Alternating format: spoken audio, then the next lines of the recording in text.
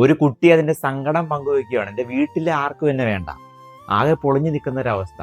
അമ്മ എന്നെ സ്നേഹിക്കുന്നില്ല, സഹോദരങ്ങൾ മനസ്സിലാക്കുന്നില്ല.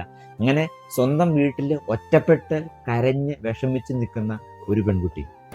ചിലരെങ്കിലും ഇതേ അവസ്ഥയിലൂടെ കടന്നു പോയിട്ടുണ്ടാകാം. വഴി പോണെ ആരെങ്കിലും നമ്മളെ അവഗണിച്ചാൽ നമുക്ക് വിഷമമില്ലല്ലോ.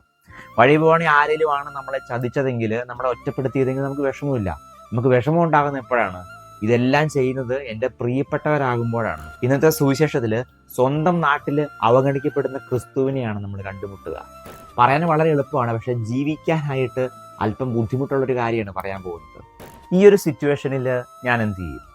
ഈശോ നമ്മോട് വചനത്തിലൂടെ പറയുന്ന ഒരു കാര്യം ഇങ്ങനെയാണ്: തിന്മയ്ക്ക് തിന്മയോ നിന്ദനത്തിന് നിന്ദനമോ പകരം കൊടുക്കാതെ അനുഗ്രഹിക്കുവിൻ. 1 പത്രോസ് 3:9.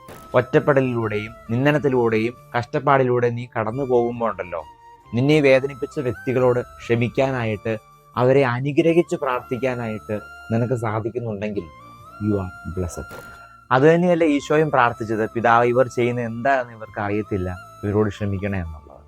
നമ്മുടെ ജീവിതത്തിലും ഉണ്ടാകേണ്ട ഒരു മനോഭാവം അത് തന്നെയാണെന്ന് എനിക്ക് തോന്നുന്നത്.